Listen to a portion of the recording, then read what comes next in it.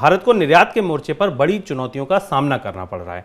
America, चीन और Europe में सुस्ती की वजह से पहले ही एक्सपोर्ट प्रभावित हो रहा था और अब आर्थिक संकट में फंसे भारत के पड़ोसी देशों ने भी भारत से आयात घटा दिया है। यही वजह है कि बीते अगस्त के दौरान दक्षिण एशियाई देशों को भारत से होने वाले निर्यात में 10% से ज़्यादा की गिरावट आई है।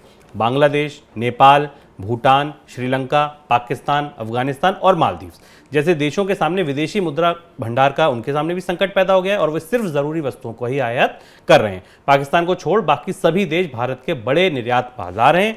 वहाँ डॉलर नहीं है, इसलिए वो आयात नहीं कर रहे हैं और हम कमज़ोर रुपए के बाद भी निर्यात का फ़ायदा नहीं उठा पा रहे हैं। सर, क्या वजह है कि लगातार रुपए के कमज़ोर होने के बाद भी निर्यात का चार्ट हमारा गिरता जा रहा है, चाहे आप बड़े देशों में देखें या पड़ोसी देशों में देखें?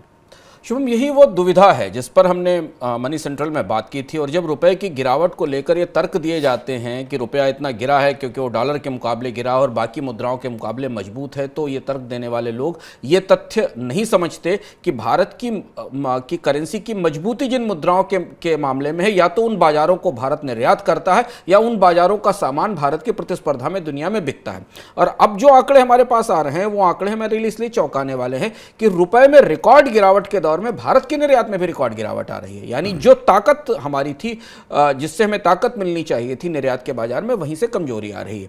दो बड़ी वजह हैं। एक तो एशिया के बाजारों में सब जगह विदेशी मुद्रा को बचाने की होड़ शुरू हो गई है। हमने इस पर विस्तार से चर्चा की थी। IMF ने तो सिफारिश की है दुनिया के देशों को कि वो अपना आयात कम करना शुरू करें। तो पूरी दुनिया के ट्रेड में गिरावट आ रही है। WTO ने अंतर्राष्ट्रीय व्यापार में तेज गिरावट की भविष्यवाणी की है, जो अगले साल हमें दिखाई देगी। उसकी वजह से भारत के आसपास के सारे देश विदेशी मुद्रा बचाने के लिए बहुत लिमिटेड इंपोर्ट कर रहे हैं, सीमित इंपोर्ट कर रहे हैं, और उससे भारत को उन बाजारों में एक्सेस या भारत के बाजारों में उन बाजारों में सामान बेचने में या निर्यात करने में परेशानी हो रही। दूसरी तरफ जो अन्य देश हैं जहां भारत निर्यात कर भी सकता है, जिन देशों में निर्यात कर सकता है, उन देशों में भी अब डिमांड की कमी दिखाई दे रही है। जैसे हमने आंकड़ा देखा कि अमेरिका, जो भारत का सबसे बड़ा बाजार है, निर्यात में करीब 10% की गिरावट आई।